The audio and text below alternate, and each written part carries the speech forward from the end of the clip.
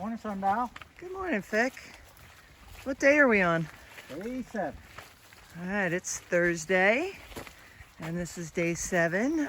We're starting around 9:15. A little later this morning because we had a great tent site. Saw a, I'll say it was a gorgeous sunrise for this trip, or sunset, sorry. But we woke up to rain. So we actually kind of had to stay in the tent till about 8 o'clock because, packing up your stuff in the rain is miserable. So we knew it was going to blow out, so we just hung out a little bit longer. And we're just getting started for probably somewhere around a 15-mile day. But sun's out now and it's beautiful. And we have a bunch of gaps to climb, I'm sure. So how you feeling, Fick? I'm feeling good. How you feeling? So far so good. Mobic is a wonderful medicine. All right, hopefully there'll be some, there's supposed to be some overlooks today. So hopefully we'll get some payoff here in North Carolina. Yeah, now we're talking. We're almost to the top of Standing Mountain, which is 5,000 feet. But we can see lakes way out in the distance. There's a lake way over here in the distance that maybe is Fontana. This is beautiful.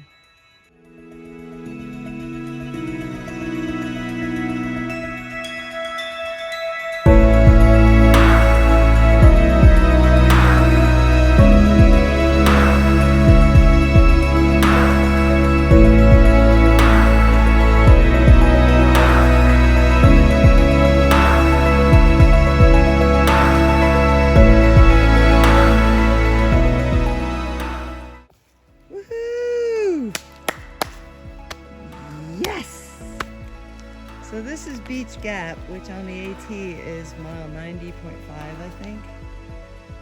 But if you do the approach trail, particularly if you do it like we did from the lodge, where you got to go, I forget, up a mile, down a mile.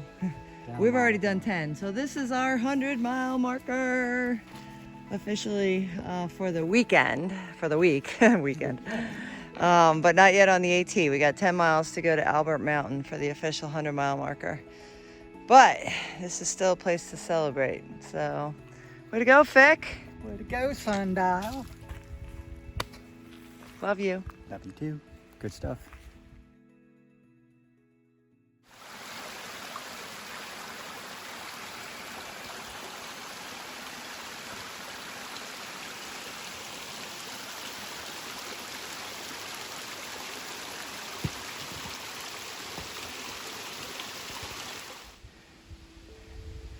The amount of different kinds of wildflowers out here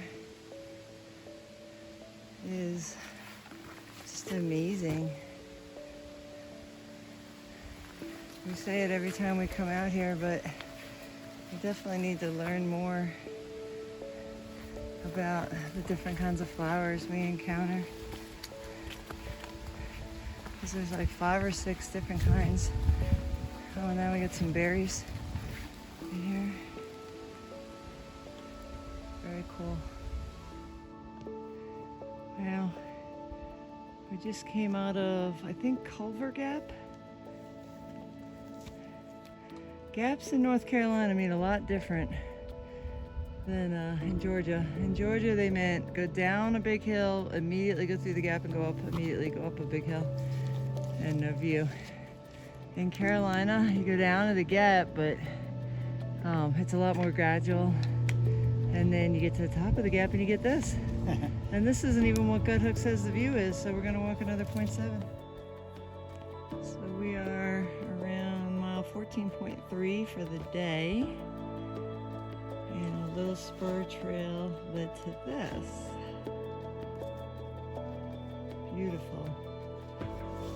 Have a name exactly, but I shall name you Gorgeous.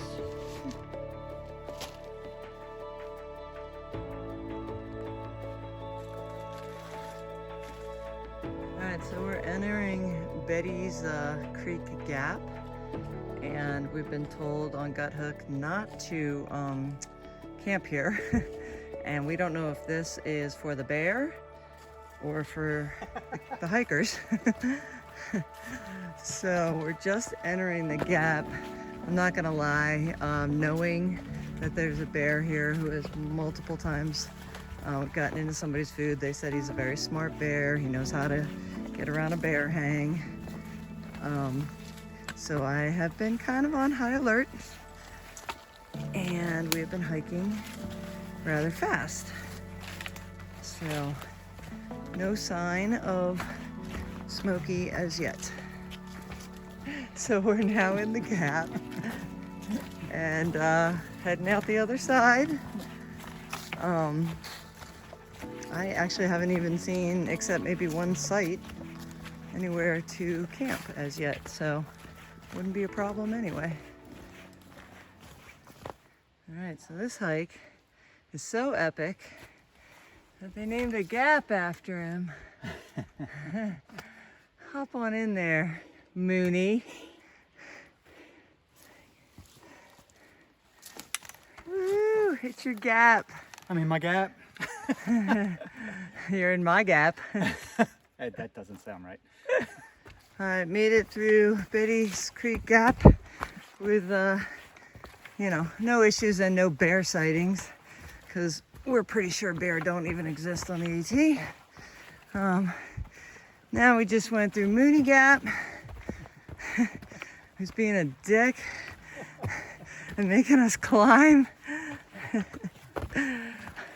And then we're almost to a water source, and then we have around 2 miles to Albert Mtn and the official 100-mile mark of the AT, where we hope to stealth camp and see a sunset, maybe, and a sunrise, definitely. All right, so we are at Albert Tower. We absolutely raced up the mountain. We just missed like legit sunset, but this is still beautiful. Wow. Oh yeah. Well, that last 3 tenths, oh my gosh, this is gorgeous. That last 3 tenths was a rock scramble. It was so hard. This is as high as you can go anyway. So you can't go all the way up in the tower, but you can come right to here. And kind of just like a Chuck Shack.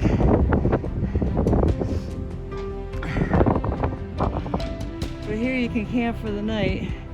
So that is our plan, we hope. And we'll see the sunrise. Good job, Vic. Holy mackerel. I mean, legit, that rock scramble was insane. We thought we had it, no problem, and then we got the last 3 tenths. Ooh. Wow. So, we're heading down the fire tower. It's not quite open all the way to the top like Chuck Shack was. But we were able to go up high enough. So, down. We're gonna set up our tent site, put some layers on, because we're up the top of a 4,000 something footer. So, and then sunrise will be right there in the morning, and it's supposed to be predicted to be another beautiful day. Whew. 18.7 miles, maybe 18.8 by the time I went up the tower. So that was awesome. So we may say goodnight now because we got to set up, got to eat. So if we do, we will see you in the morning. Thanks for following. Okay, and in our excitement to see the sunset and get up the tower, how could we forget this? This is the famous 100-mile marker on the AT. So we now have 110 miles for our trip and 118 miles from Georgia into North Carolina. Super exciting. Alright, our tent is up. I had to come up just one more time. That is the moon. I'm not sure if you can see it. Oh yeah, there we go. That is a half moon, or a quarter moon. And this is just stunning. If you walk over here, I'm up at the tower. I'm not sure what town.